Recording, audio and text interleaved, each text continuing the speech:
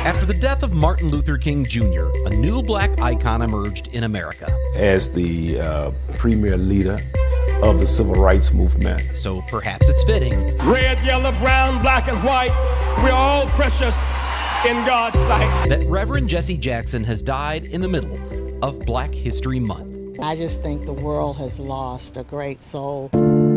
Plus, children reported missing in Milwaukee, what the data says about race. Everyone that's missing, they all matter, they all have stories.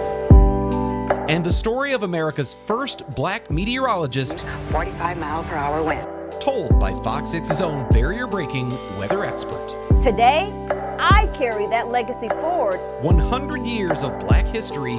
Our time has come. This week on Open Record.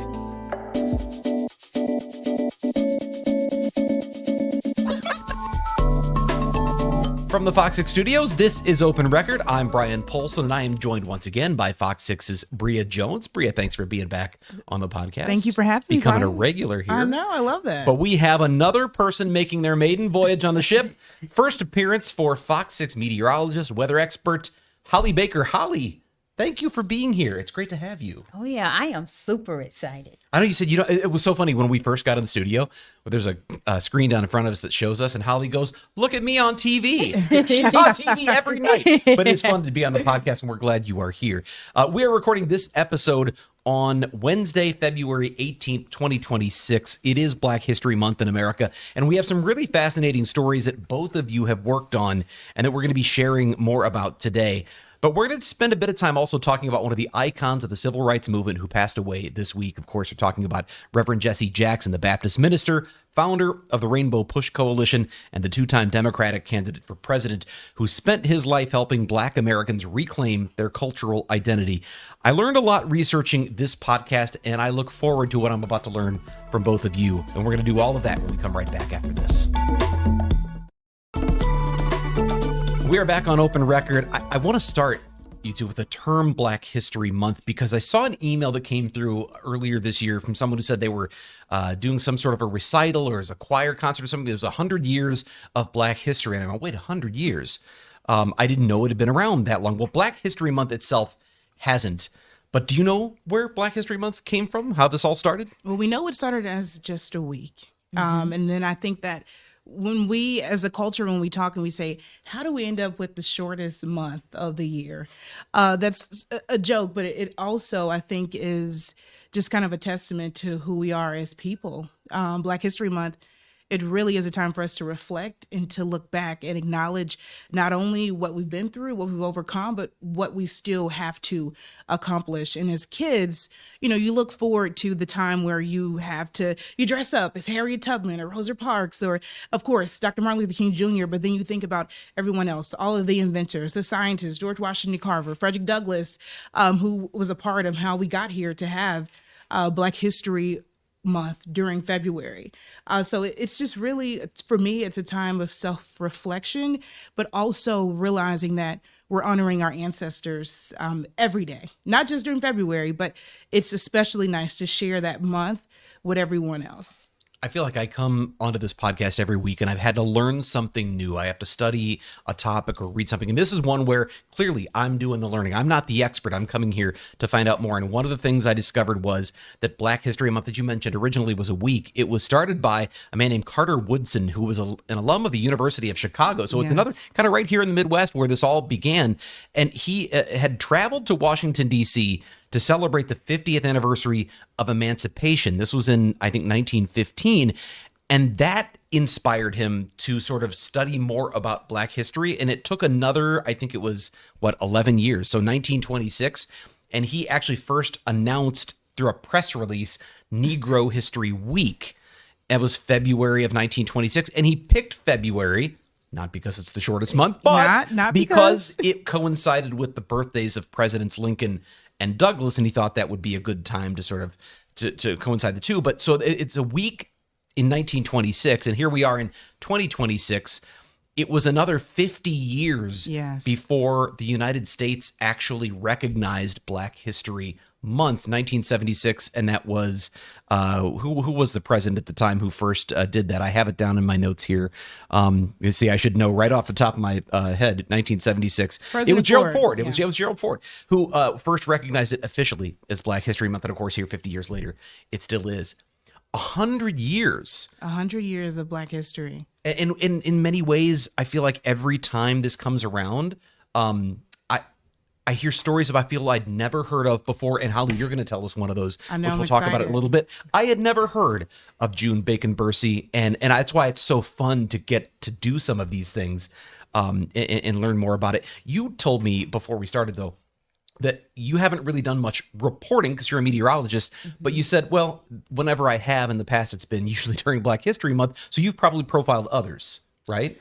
Yes, or more or less profiled things that represent us as a Black community. Whether, like my other story that I've done before, it was on Black hair and how, Black women wear their hair. And, we come in, we can always have a different style, whether it's braids, we could get a wig, or we can get like all these different cool hairstyles that lots of people find cool, but it all has and relates back to history of how all of this even started, of why we started wearing this, or the certain products we use in our hair. Why do we do it? Like most Black people growing up, you grew up with a hot comb and greasing your scalp. But the reason why, it goes back to history, whenever our ancestors were slaves and they had, to pick the cotton, and they were all outdoors, and they had to put pretty much like kerosene or like Vaseline and all that in their hair. And that's where greasing your scalp and all that type of stuff comes from. So yes, I did a story on Black hair, and then now I've tried to pivot to where I do something on how it relates to me. But someone came before me to open the door, so that's what really inspired me to want to keep telling stories. I just sat here thinking as you were talking, I knew I was going to learn things, but I learned things I had no idea. I mean, there's so much deep cultural significance to just hairstyles. And I know that I've heard this before, that there will sometimes people who don't understand that significance might say, oh, well, let me touch your hair. And that's a kind of a, don't do that, right? It's a no-no. Yeah. Because I don't think often many people do recognize that deep historical significance of all those things you just said. But great to learn. Even when it comes about to like here. the pattern of braids, everything goes back to our heritage, slavery, and coming over from Africa. The different patterns and the unique designs, and maybe representing like different tribes, and their stories were literally told through their hair. And so it looks cool, it is cool, but then there's deep meaning there. I also think about the fact that we're talking about 100 years of Black history, but it's only been, if I do the math, 58 years since the Civil Rights Act. Yeah. So it's still sort of a nascent thing that we're as a country coming to grips with, the history that predates the Civil Rights Act, that goes all the way back to even before the Civil War. You talk about coming from Africa as slaves. There is so much that is still new that we're still kind of figuring out as a country. And this is one of those things that during this month, we sort of come at times to reckon with some of that, right? I think that people don't even realize we're not too far removed. And that's really what I try to stretch home to people. I'm 32. I'll age myself there. I'm 32. I am literally the first generation in my family to never have to go to the cotton field. That sounds crazy, right? Literally 32 years old. My mother is 52, 53. She was spoiled. She didn't have to go. But her sisters, her older cousins, my family left the plantation town, number 9 Arkansas, in the late 70s, early 80s, after my grandfather died, and he was no longer able to work the land. And so it's like, we're not so far removed from these situations. Literally, my great grandmother, who I know, who maybe made $3 a week cleaning up houses in Mississippi, she lived in a plantation town into literally the early 80s, and she had to leave that land because my grandfather died and he could not work it. And so it just kind of just goes to show that like we're not so far removed from the stories that we tell as history. You and I are news junkies, but Holly, we were talking, you're a weather junkie. You're not a news junkie. So you didn't necessarily, you're not plugged. You're not someone who's living and dying politics, right? Oh, no. Yeah. But so You grow up, though, and certainly you are, we'll talk about this a little bit later, you're from Alabama. You grow up in the South and you learn all about Martin Luther King Jr., but it doesn't mean you're paying attention to political figures. But this week we've lost a giant in political circles, and that is Jesse Jackson, who we know was kind of hanging around Martin Luther King Jr. There's been some controversy over whether he inflated his connection to Martin Luther King Jr.'s assassination and his role in that. But he, after the death of Dr. King, really became, I think many view, the leading civil rights figure in America over the last 50 years and 50 plus years. And to have him die this week, have it be during Black History Month, there seems to be some poignancy to that. I think your cold open said it best. One of civil rights' biggest icons dying in the middle of Black History Month. I think that is very, there's some sort of, it's poetic in a way. It kind of sings. It's very fitting that we lost Jesse Jackson during Black History Month when he's someone who is a civil rights pioneer. And I know you talked about the connection to Dr. Martin Luther King and the Lorraine Motel. I'm from Memphis. I'm originally born in Arkansas, but I've been in Memphis most of my life. And so I just think about how significant he is to the culture. When you watch any funeral of anyone of any significance in the Black community, he's there in the pulpit. He's just such a figure that we've known literally our entire lives. And so it's, I'm going to say, this isn't a news term. It just seems surreal. It's kind of crazy, you know? It's like, wow, like we're losing our Black civil rights icons. You know, they're trailing off, but they're their trailblazers. Like Martin Luther King paved the way for Jesse Jackson, and now he's paving the way for others. I will never forget that image of seeing him cry during Barack Obama's victory speech. That was just such a big, iconic moment when the camera panned over to him in the audience, and you talked about his presidential runs, but watching the trail that he blazed literally be set on fire, and from Barack Obama to be able to run into that, that's incredible. You know, what I think is interesting about Jesse Jackson is he's clearly a political figure. He ran as a Democrat for president of the United States in 1984 and 1988. Yeah. It was his 84 speech at the DNC, a Democratic National Convention, where he really drew attention to the Rainbow Coalition. He talked about America being a rainbow of people of all colors and backgrounds, and really kind of called out to marginalized communities. But he was a political figure, and many times that's going to make you obviously an opponent of anyone who's on the other side. I thought it was actually very interesting that probably the most controversial political figure of today, President Trump, actually referred to him as a force of nature. So Jesse Jackson found a way, even in his politics, to sort of transcend that. And I think you could tell in the obituaries and the words people have said in the last couple of days that there is a great respect for the legacy he leaves. Yeah. I mean, civil rights is really, it's a Black and a white issue, right?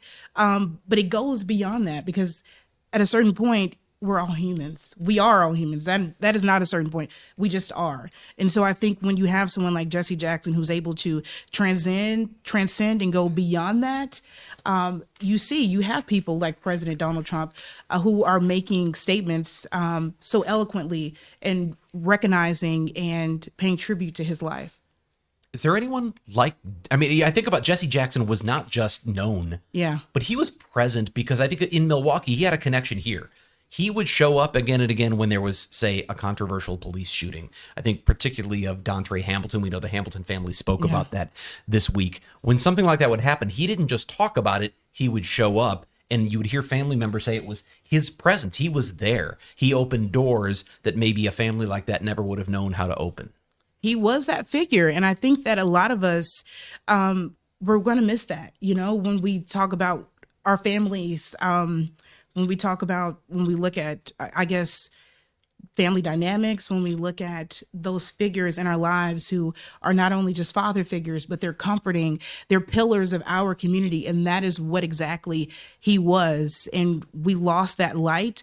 But when you talk about people who may be similar to him, instantly Al Sharpton came to mind. As he posted on social media the other day, that was his mentor. These are people, we're lifting each other up. And at the very start, and it's iconic and it's very fitting. I am somebody. That's how you're starting this. And I think that that is how Jesse Jackson has been able to make all of us feel like we do belong, when unfortunately we see so much. When we're going to get to some of the disparities, how maybe people of color, African Americans and particularly, how we are sometimes forgotten or left out. But then we have people like Jesse Jackson to remind us to keep hope alive, that we are somebody, that we do belong. And I think that it's somber, but he lived a very great life, and his legacy really, it's just something you can't deny. You know, a couple of years ago, he spent a lot of time in Chicago. He actually was born in South Carolina, but he spent a lot of time in Chicago, and he appeared at the Chicago Midwest Regional Emmy Awards. And you know, he dealing with the progressive disease he had, the neurological disorder. He was in a wheelchair. He couldn't really speak. Yeah. But his presence there in sort of his home city, his home state, whatever you think of him as a political figure, you knew you were in the presence of someone who was an iconic figure. And it was pretty cool to see that just a couple of years ago, obviously. Jesse Jackson, having now passed. Time's flying in this podcast. We could probably talk about so many things, but I want to get to our next segment because, Holly, you have such a great story.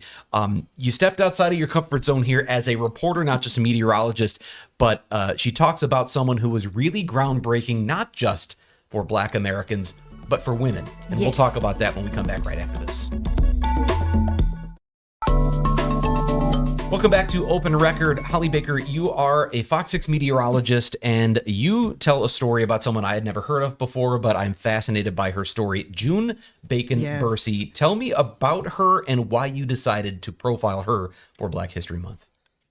Okay, there's a lot to say about June Bacon Bursey. First off, I love this woman, and I love how, you know, I feel as if she trailblazed not just for people of color, but also for women in general, because at the same time we had civil rights, there was also a time where women weren't respected in a lot of spaces. So I admired that about her, and I felt as if I could relate to her in so many ways. So the reason I chose to highlight her is because, one, I am a meteorologist. So yeah, tell us who she is, by the way. Who is June Bacon Bursey? Okay, so June Bacon Bursey, let me start there. Okay, she is a trailblazer. She is the pioneer of meteorology in general, in my opinion. She is the first Black female meteorologist on TV, but she's also the first woman meteorologist. She was born in Wichita, Kansas. So she's a Midwest girl, and she she really valued her Midwest values in her upbringing, but she did move around a lot as a kid growing up. But it was at a certain moment, I know you guys remember this or you've read about it, it was the atomic bomb in Hiroshima, Japan. So when that happened, that sparked her interest to, you know, what's happening in It's our such an atmosphere. interesting inroads into meteorology that she was just concerned, like, what happens to all that stuff that just went into the air? Yes. And so she was wondering, how's that going to affect humans every day? And that was where the light bulb went off for her. Like, oh, I'm on a mission now. I have to find out what's going to happen. Like, what can I do as a person to be a part of this and solve this and have a solution to it with all the different particles when a bomb explodes? But she didn't go like the political route. What do we do about bombs? She went, I want to know the science behind this, right? Yes. So she went from a science, went on a science path with this. And then from there, I mean, she faced a lot of different hardships, but that didn't stop her. She went to school to be a meteorologist, became the first woman to graduate at UCLA in LA, because that's where she moved after moving around a lot. And so she graduated. She then took a job to work for, now it's called NOAA, but at the time it was a different name. And that's the National Ocean, Atmospheric Administration, yes. The weather, essentially the government weather office, right? Yes, the government weather office. Those are the people that send the hurricane hunters out to give us all the information for that. And they fly literally, I think they fly planes every day to kind of give different measurements. And that's how we get our local weather too. But yeah, so she worked with them in DC. And then from there, she became a reporter. She got interested in news and wanted to be a meteorologist on TV. So from that point on, this is where it gets interesting. Oh, you didn't get to, so this is my favorite part, because you didn't get to tell this in the story that airs on Fox 6 in the broadcast. And it's why I love this podcast. We get to talk more in depth about things you don't have time to say on TV. How did she get her break to get on the air as a meteorologist? Okay, so drum roll, please, because the story, you hear the words, you know that she was told no so many times, but it's like, okay, how did she get that yes? Well, the yes came from the chief meteorologist at her station robbing the bank. How about that as one? So, wow. So he got caught robbing a bank? Yes, he got caught robbing a bank on the day that he was supposed to report for his shift. Wow. And at the time, she was a reporter at the station in Buffalo, New York. And from there, she was asking, like, can I get an opportunity? Can I get an opportunity? It was no. This day, the chief's not there. And because he robbed a bank, they call everybody else they can think of to come and do the weather except for her. And no one answered. And so finally they're like, we got no other choice. Put June on the air. Right. And they had no other choice. So they put June. It's like something out of Anchorman. It Literally, sounds that made sounds up. like a movie. It sounds made up. Yes, it does. And I think that's what made me want to tell this story about her, because it's like, I was also curious, like, how did she get on there in the times that they were in at the time? This was 1971 when she made her debut on air. And during those times, that was really hard for a person of color to just make a break in general, especially on TV at that. So it made me very curious. I'm like, I have to figure out more about this lady. So as I'm reading, I'm listening to other podcasts. And then I was able to connect with her daughter. And so I was able to hear straight from the source. And so I asked her daughter as well. I'm like, so how did you feel seeing your mom on TV? Because at that point, June had a child already. And her mom and her daughter said that she felt really good. And this is the part that kept June on TV, in my opinion. And with the conversation with her daughter, June is so smart. She told her daughter and her daughter's friends, her daughter's name is Dale St. Clair. She said, I want you to tell all your friends to watch. And if they like it, tell them to buzz into the station that they like me. That was going to be my question, is how was she received once she gets this break? But she even did more work behind the scenes to get the positive feedback? Yes. So people were buzzing. I think from what her daughter said, people were calling in even though they didn't talk to her or knew some of these people. They were just happy to see her, and they loved her spirit and how she delivered weather, and for people to actually be able to understand her. And from there, the station's like, okay, we gave her a chance. And this was Buffalo, New York, right? Buffalo, New York. Out of all places, Buffalo. Buffalo is very, to me, it's I've never really, I've heard of Buffalo, but growing up as a kid, you're not thinking like, oh, to go to Buffalo. You know what I'm saying? Well, a Southern Not a girl from the South. Well, you weren't thinking of coming to Wisconsin either. So that's a whole thing. Alabama girl. So, you have this pioneer, this trailblazer who does this, and she's obviously well received. You told me she was beautiful. Mm-hmm. She was charismatic. People liked her. And I go, well, it sounds like you're describing somebody I'm sitting right next to. Beautiful, charismatic, people like you. But you came from Alabama. You grew up, and I asked you this question. Like, your family, anybody, you guys ever think Wisconsin? Oh, no. Like, culture shock. Oh, right? It was a very big culture shock. And it still is in some ways as I'm learning how things are, even down to like very simple things like going to the state fair and the different foods that are here versus what I'm used to. And I'm from the peanut capital of the world. That's where all the peanuts are, in my hometown. So we have a national peanut festival. Everything's based around peanuts versus here. It's a dairy state, but I didn't expect it to be. Everybody needs an EpiPen there. Right? Yeah. Right.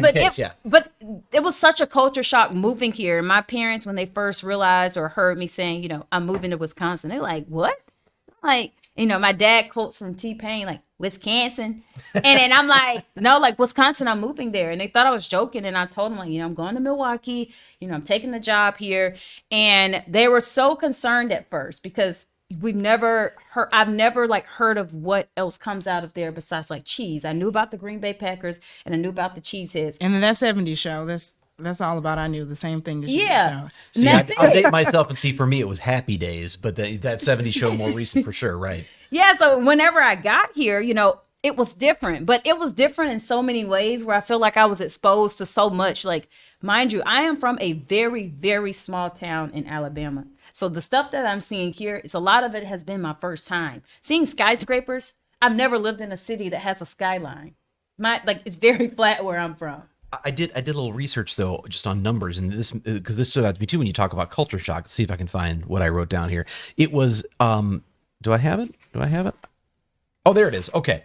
So no, those are Bria's numbers. We'll talk. Anyway, here's what I looked up, and it had to do with the town you were from and where you're from in Alabama, the racial demographic makeup there compared to you come to Wisconsin, and in Wisconsin in general, the black population is around 6 or 7% of the state. Now, Milwaukee, it's significantly higher. I think it's about a third. But I just wonder, was that part of the culture shock, the demographics of Wisconsin compared to where you came from in Alabama?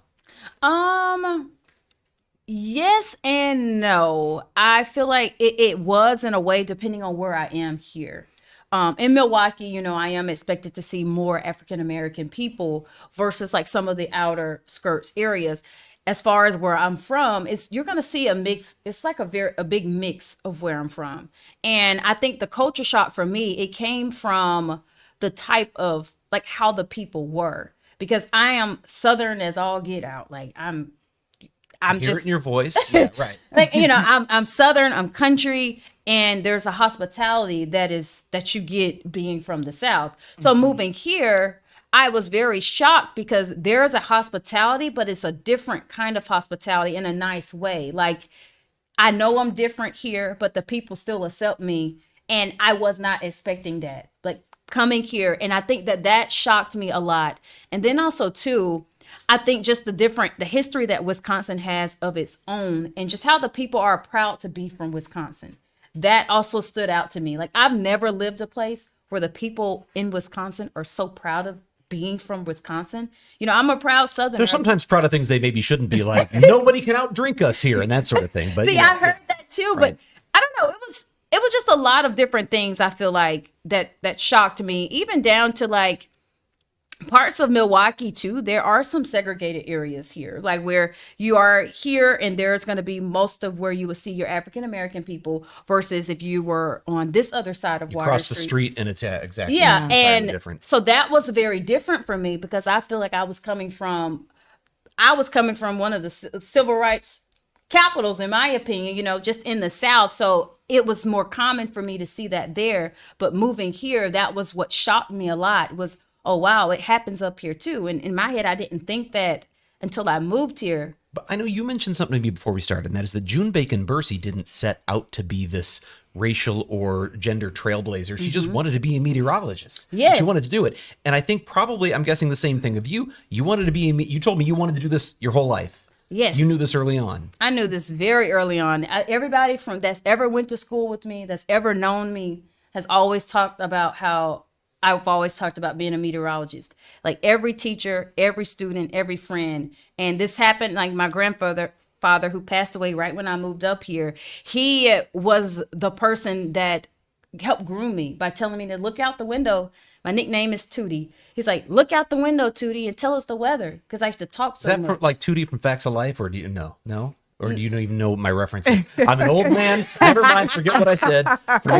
All right. But this is the last question I want to ask because we got to save time for Bria's story because it's a heck of a story. But I want to ask this because that was leading up to me saying you didn't set out to be a trailblazer either, and yet you are the first Black meteorologist at FOX6 News. Cheers to you. And so you have blazed a trail now. Did that even really cross your mind at any point? And what does that mean to you to know that after someone like a June Bacon Bursey paving the way for you and others like you to now be a trailblazer of your own?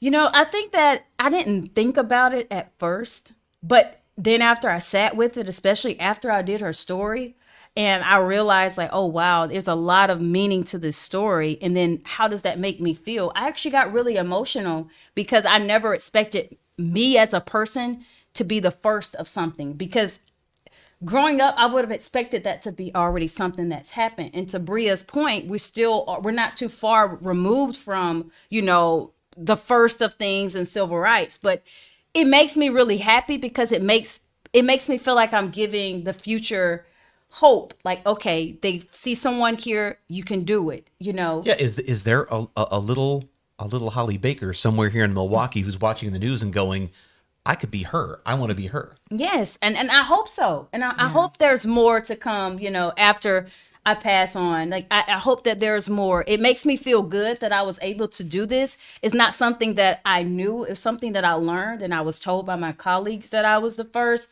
And I was like, well, I want to make sure that people know this. I want to find a way to relate this. And June Bacon Bursey, that's how she came about.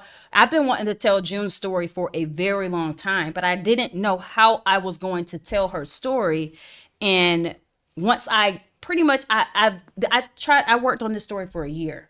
You wanted to do this last year. I remember you coming to me about this. Yeah, I wanted to do it last year. And so I had to get all my pieces together. I wanted to talk to the source, her daughter. Once I really lined up the story, and then I had built my confidence up to say, okay, I am the first here. That's when I has wanted the story to do it. aired yet, or will it later be available on Fox Local? It's aired already. So you can find it on Fox Local. Yeah, you can find it on Fox Local. I don't want to take up any more time because I want to save some time to talk about Bria's next thing. And this was the happiest segment, but the topic in the next segment's a little tougher, and it's one where we talk about progress being made and more progress that might need to be made. Milwaukee is a spot where thousands of people are reported missing every year, and the vast majority of them are people of color. We're going to talk about that and efforts to improve in that situation when we come right back after this. Welcome back to Open Record. Bria, you have a story that is not yet aired. It will be soon. I know you and I have talked about this at length because you've really dug into some data here.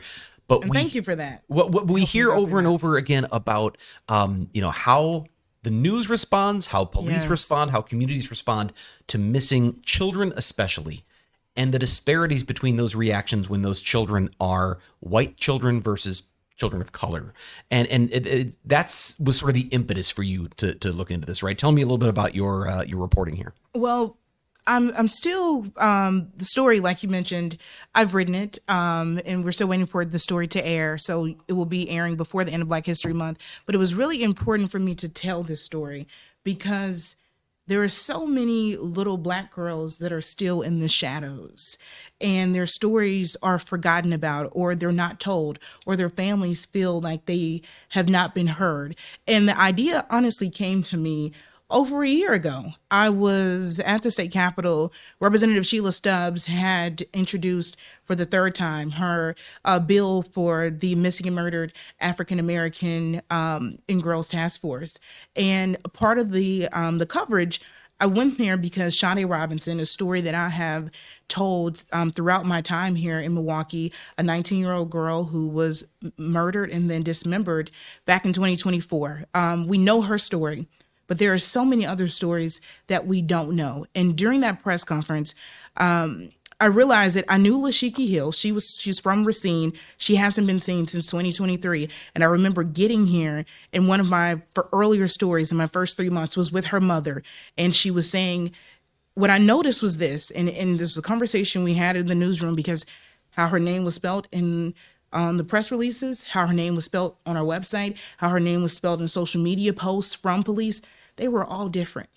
And her mother, I remember asking her, how do you spell her name? And she said her spelling was different from what I saw from the press release. And I said, well, they're spelling it like this. She said, I know my daughter's name. I named her. I know how to spell it. And it just signaled a bigger problem. So I'm at the press conference. I see Lashiki Hill's poster. And I also see a face that I've never seen before, Janiyah Walker, 15-year-old from Milwaukee. And I know as reporters, but people may not know, every single day we have editorial meetings. At 9:30, 2 o'clock, we're discussing our big stories of the day. But then when we get there, there's only, maybe there's only a few stories you select out of maybe 10 or 15. But what I really wanted to focus on was maybe the stories that don't often get told. And so that's kind of how I got into this. I knew that I wanted to tell Janiyah Walker's story.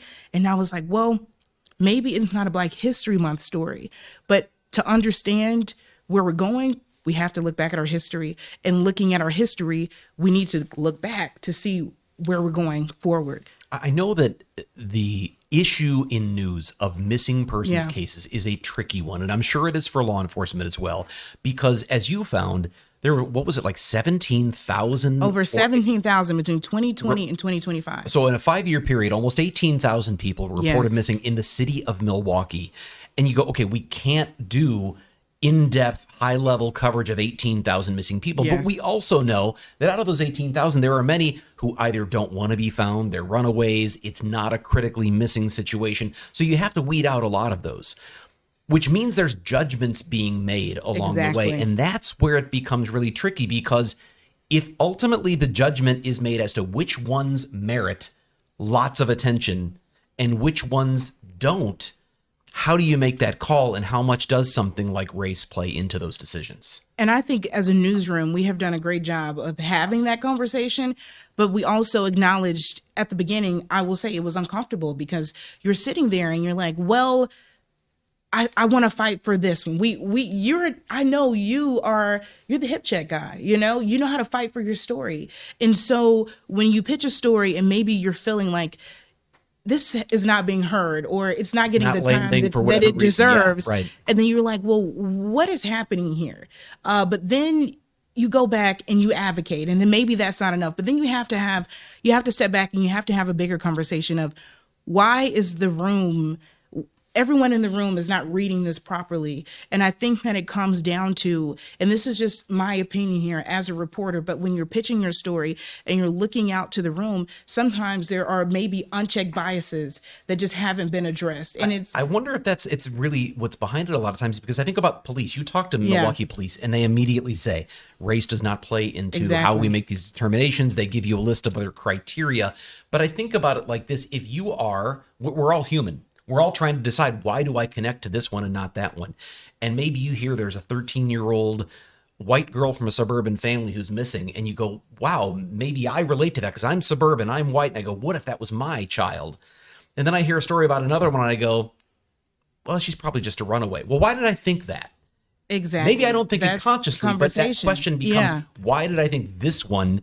And we think right now, what's in the news that everyone is talking about? We're talking about Nancy Guthrie. Mm-hmm. And now, granted, she has prominence because her daughter is a national news anchor. Yes. But there is she's a white woman and everyone's talking about it. And it's not always because of race, but it does raise that question of, are there some of these cases that if you just had more eyes on them, more people talking about them, more tips would come in? I think you said in one of these cases, there were maybe 3 tips? Yeah, Janiah Walker, I'll give a little bit of her story. Janiah Walker was last seen in June of 2022. She was 15 years old. So we are now nearing 4 years of her disappearing. There is surveillance video that her family got on their own.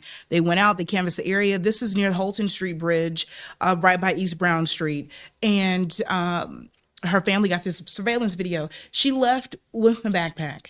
But they don't know where she went. She's 15 years old. And I get, you may say, oh, maybe she's a runaway or whatever the case may be, but she had never run away before. Her family said she was battling PTSD. She became depressed during the pandemic. She no longer wanted to go to public school. She wanted to be homeschooled. The day that she went missing, her dad was coming to pick her up because she was working. She had a job and she needed a work permit at 15 years old. So her dad was taking her to get that work permit when she just stopped answering the phone. And that's what sounded the alarm when he called her mother. And she was like, well, she's a teenager. She's always on the phone. And then from there, they have not seen or heard from her in almost 4 years now. Imagine what that does to a family. That's what gets me with 3 tips in 4 years. And you hear about Nancy Guthrie, the FBI is saying, we're getting thousands and thousands of tips every day because there's attention. And I'm not saying that these would be equated in terms of the kind of attention they should warrant or garner. Yeah. But certainly when there's attention and people are talking about something, maybe you get answers, and that's what that family wants. They just want to know, where is she, what happened to her. Even if the news is tragic, they want answers. And the cases, I mean, obviously we have the prominence with Nancy Guthrie being Savannah Guthrie's mother, and we hope that she comes home. I mean, our hearts break for Savannah, for her family. That's just devastating. That's heartbreaking. And then, of course, you have the other elements of this possibly being a kidnapping, abduction. But then you have to take a step back and you have to say, this is leading the newscast of all stations in Milwaukee on some days. But yet we have local girls that are missing who do not get that same amount of time. We're breaking news of Nancy Guthrie updates, but we're not breaking news sometimes on our own missing children. And that's a part of a larger conversation. And that's a discussion here in the newsroom. But there's also, you mentioned, and we only have a couple of minutes here, Sheila Stubbs, state representative, who has this she's made 3 attempts now to get this Yes. task force. And if I understand, it would mean someone at the DOJ, Yes. Department of Justice, who would be dedicated Exactly. to looking into some of these situations. And where does that stand right now? And is she still trying? She honestly, it's just listening to her, because I don't know her personally, obviously, but I've met her as a reporter just covering this story. This is the 3rd time she is trying to introduce this bill. And for her, this, from what she shared to me, this is a labor of love. And it's not just about, obviously the task force is missing and murdered Black girls and women, but they're also helping people of all races. If someone is reaching out saying that, hey, my loved one has been missing for 20 years or however long, they're also investigating and helping in those cases. But the goal of this task force would be to create a 17-member task force that includes community stakeholders, law enforcement, that employee that would work for the DOJ, and they would investigate why they believe or why the data shows that Black women and girls are disproportionately impacted Far by more violence. than their population, Yes. their representation of the population. I wish we could talk in so much more length. Yeah, there's we may so have to much. we may have to do another entire podcast on that topic alone, but your story will be coming up Yes, soon. and it's long too. There's a lot to get into, but it's going to be a good one, All because right. Well, these we stories may need have, to be we told. may have you back to talk more about this alone. There's so much more we could talk about when it comes to Black History Month. We've barely scratched the surface, but I'm so glad you've both been here. We are going to take a break. When we come right back, we're going to get a little more casual and go off the record right after this. It is time for us to go off the record. This is the part of the podcast where we get a little more casual, have a little fun by answering a question we have not prepared for, but Fox 6 acting news director and open record co-host Sarah Smith has sent me 2 questions, actually, but I'm going to ask the first one. And this is great because she knows I just came back from a trip, so this is a great one. Do you put your suitcase on your bed, dirty wheels and all? Do you put it on the bed? No. What? Brian, I don't even get in my bed with my outside clothes on. That is a no for me. So a suitcase, No, you can't do that's that. just struck a nerve there, because So no. it's on the ground and you get down on your hands and knees to put stuff in there or whatever. Yeah, See, lay that's it out on the ground or on the not floor. very convenient. Or hotels. A lot of them have those little kind of stands that you can Stands, yeah. you can put the suitcase on. I use. put it right on the bed because it's up here and I can stand up and do all my things, and I just figure I'll wash the sheets. Well, I mean, it makes. I'm not judging you. I Yeah. understand the convenience there. It's nice of you to say, but you are judging me. I know you are. Holly's judging me over here. That's clear. Holly's for sure judging. Okay, follow-up question related to that. When you get to the hotel on vacation, do you put your clothes in the dresser drawers or do you work out of your suitcase? Ooh. Okay, I'm mixed, because I feel weird sometimes about the dresser drawers, but I do like to hang up my clothes. So I will hang up the clothes, because I don't know what else has been in there, So I don't I want didn't think of it that way, I don't but want to okay, tuck yeah. my things in the drawers, but I do like to hang my clothes, and when I can't hang, I'll just get out of the suitcase. Okay, Holly? Yeah, I'm the same way. I mean, I will say this. I have unpacked my entire suitcase and put them in drawers. It just depends on where I'm going, where I'm at, how comfortable and how clean, a hotel is or Airbnb is. But for the most part, I do like to hang up my clothes. I do like to unpack it in general, because I forget what I pack. If I pack jewelry, I forget it if I don't unpack Well, especially if you have things that need to hang, Yeah. and they're in the suitcase, and you're on your 4th day, and then you pull it out and it's all wrinkled. and Right. whatever. So I like to hang the things too. I think it depends on the length of the vacation, though. If you're Yeah. there, like if you're on an overnight trip or a real short weekend thing, I'll probably live out of the suitcase. But and maybe hang 1 or 2 things up. But if I'm going, and I just came back from a ski trip that I talked about, I think last week, a ski trip to Jackson Hole, Wyoming. It was fantastic. wow. First time I've gone skiing out west in 25 years. And we were there for Any bloopers? 5 days. Now, bloopers? I mean, I fell a couple of times, but I got back up. that's all that But matters. I was there long enough that I felt like, and you've got all the winter clothes to get in your Yeah. going out clothes, so I had to use the drawers. Yeah, I I just get couldn't it. live out of, it was all in one big suitcase, and then you got to dig through it, and then you can't tell the difference between your dirty clothes and your clean clothes. Yeah. And so you got to have some sense of organization. So I mean, I think that goes did back to that. Holly's point too. It's like, if you feel safe and secure in the space that you're in, it sounds like you were at a really nice ski resort.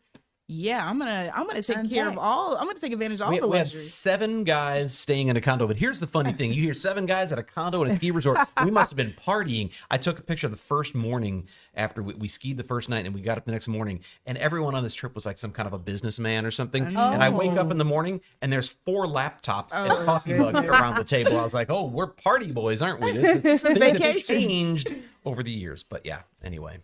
So, all right, we have just enough time for the. I guess I'm going to take it one little step further. Do you use the iron at a hotel?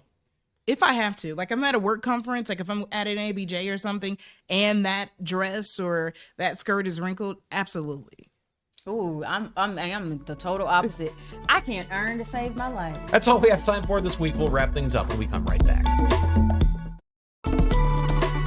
If you have a topic you would like us to discuss on Open Record or an issue you think we should investigate for Fox 6 News, send us an email to fox6investigators@fox.com. Holly and Bria, this was great. Thank you both for being here. And with that, I'm Brian Polson. We'll be back next week.